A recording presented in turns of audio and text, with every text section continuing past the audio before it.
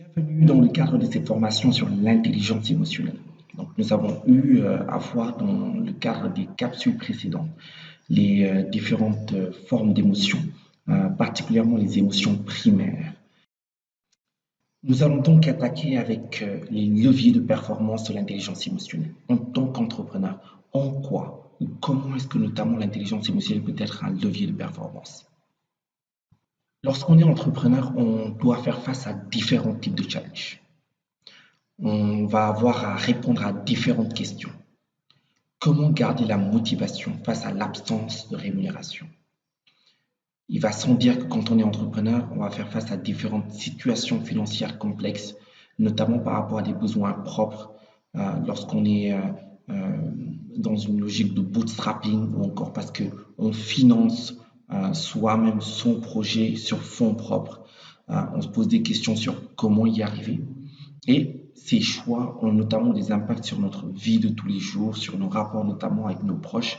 Et ça peut être par moments difficile de garder la motivation face à l'absence de rémunération parce que justement, la start-up ou l'entreprise qu'on est en train de créer n'est pas encore en mesure de nous rémunérer dans les premiers mois. Comment gérer les conflits avec un associé ou avec un employé? Les conflits vont être là. Ça va sans dire. On aura notamment à avoir des frictions avec des collaborateurs, des frictions avec des partenaires, des frictions avec ses propres associés. Et ça va être très important de pouvoir gérer ces conflits euh, de sorte à pouvoir garantir la pérennité du projet. Comment rester optimiste quand tout semble aller de travers? Les entrepreneurs sont unanimement d'accord sur le fait que le chemin entrepreneurial est pavé de blocages et pavé d'obstacles.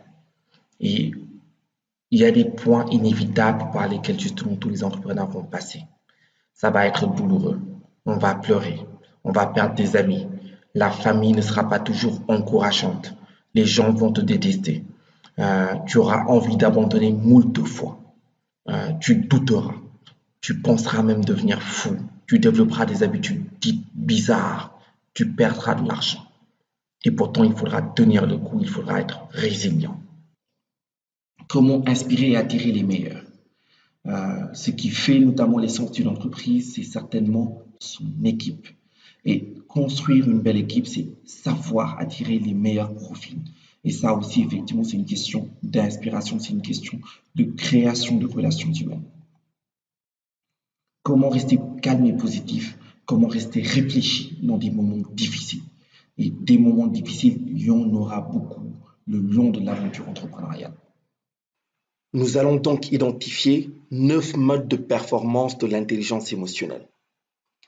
La confiance, l'adaptativité, la persuasion, la créativité, la motivation, l'hémorégulation, le développement du relationnel, l'aptitude à être focus et l'intuitivité. La confiance. Il va sans dire que la confiance est un moteur quand on parle d'entrepreneuriat. Sauf que la confiance en soi se construit. Elle doit se construire sur des bases réalistes et se développer notamment par la constatation de réussite au quotidien. La confiance est un trait de caractère personnel qui nous rend plus forts, une attitude émotionnelle, généralement innée, mais qui peut se travailler.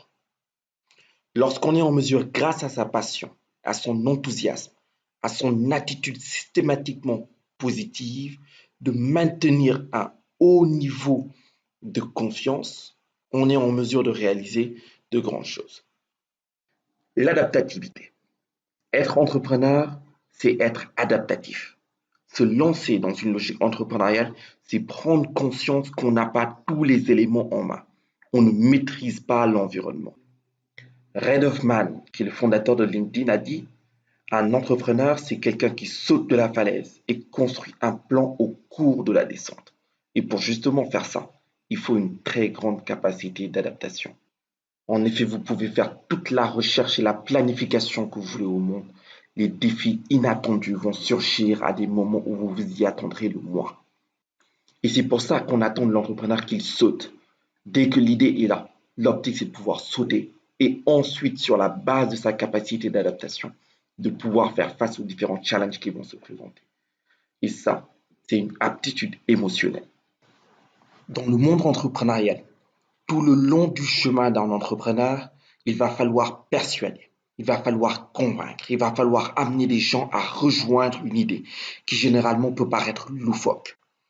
L'entrepreneur doit amener des gens à le rejoindre, que ce soit des élites, que ce soit des compétences pour notamment devenir des membres de son équipe, que ce soit des associés, que ce soit des partenaires ou des investisseurs. Il va falloir persuader.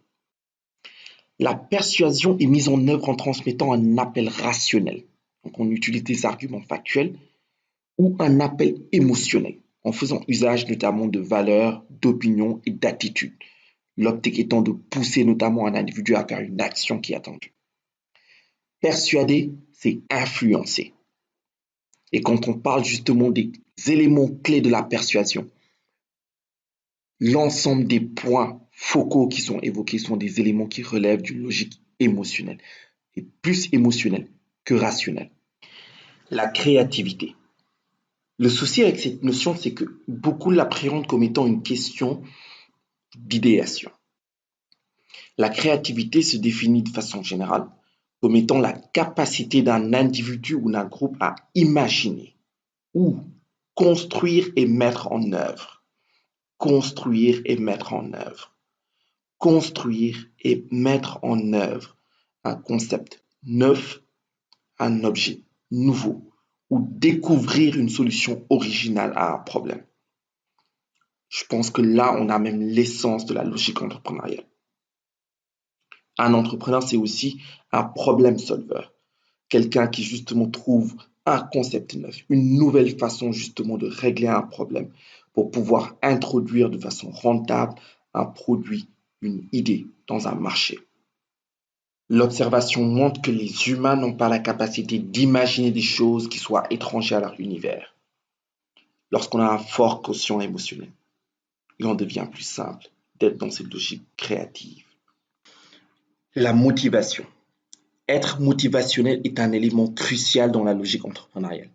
Il va falloir savoir s'automotiver, mais aussi savoir motiver ses équipes parce qu'il y aura beaucoup de moments où la déception, ou en tout cas des moments difficiles, desquels pourtant il va falloir se relever. La motivation est un élément essentiel dans la logique entrepreneuriale pour pouvoir travailler avec plus d'efficacité.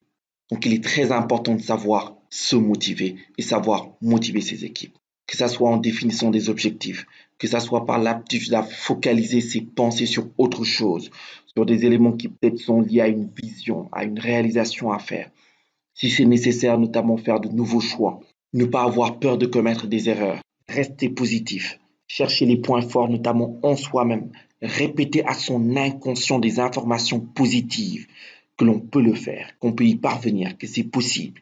Garder contact avec des personnes qui encouragent, croire en la capacité à mener à bien les activités qui ont été attribuées par rapport à la logique entrepreneuriale. Il va falloir beaucoup puiser sur des ressources émotionnelles pour y arriver. L'hémorégulation, élément crucial. Il s'agit de la capacité à agir sur ses propres émotions. C'est un processus psychologique complexe qui recouvre à la fois la capacité à déclencher, à inhiber, à maintenir ou moduler ses propres affects au sens large. L'hémorégulation va impliquer notamment la formalisation de stratégies. Tout le long de l'aventure entrepreneuriale, nous allons être sujets à plusieurs types de sensations fortes, à plusieurs formes d'émotions. Les sentiments subjectifs liés aux émotions.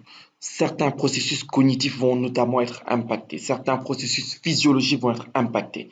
Par exemple, le rythme cardiaque face à la colère ou face à la peur. Certains comportements. Mais il va être crucial de pouvoir structurer une stratégie de régulation émotionnelle lorsqu'on est entrepreneur. Être focalisé, être focus.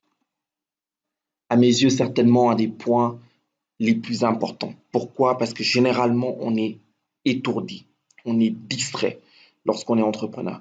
On peut être amené à perdre de vue l'objectif principal. Et je pense que les entrepreneurs les plus successful sont les entrepreneurs qui ont cette aptitude à faire les choses une à une, à être focus, à être concentré. Et ce n'est pas du tout évident d'être concentré sur ses objectifs. Il va falloir poser effectivement des stratégies, des solutions pour éviter de procrastiner, pour pouvoir augmenter sa productivité, atteindre ses objectifs, améliorer son mindset afin de pouvoir développer son entreprise, sa startup. Le focus va être essentiel pour chaque entrepreneur car c'est ce qui va permettre de développer un projet de la meilleure façon. Il va falloir savoir se couper des distractions. Il va falloir savoir définir l'objectif précis et le temps qui va être alloué. Il va falloir réaliser la mission le plus tôt possible, être dans cette logique d'itération qui est inhérente à la logique entrepreneuriale. L'intuitivité est peut-être la notion la plus complexe à appréhender. Généralement, on parle de l'intuitivité comme étant un sixième sens.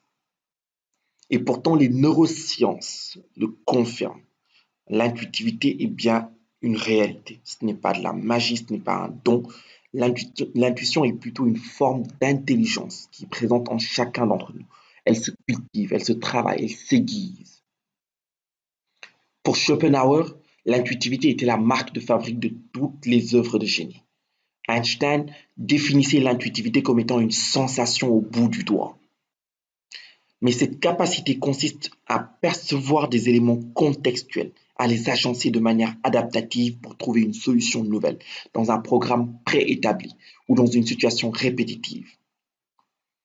C'est une faculté qui embellit la vie et c'est une faculté qui justement va être cruciale pour un entrepreneur. Chacun peut avoir accès à des données diverses pour évaluer un contexte ou une personne, être averti d'un danger ou trouver une solution nouvelle. Et l'intérêt ici, c'est que justement, ça va être une boussole pour l'entrepreneur. Donc voilà donc en somme les modes de performance qu'on est censé développer avec l'intelligence émotionnelle. Et l'optique de ce module était de vous permettre de prendre conscience de ces différents modes de performance et ensuite par les exercices qui vont être donnés, de pouvoir les travailler. Je vous remercie pour votre attention et vous donne rendez-vous à une prochaine capsule.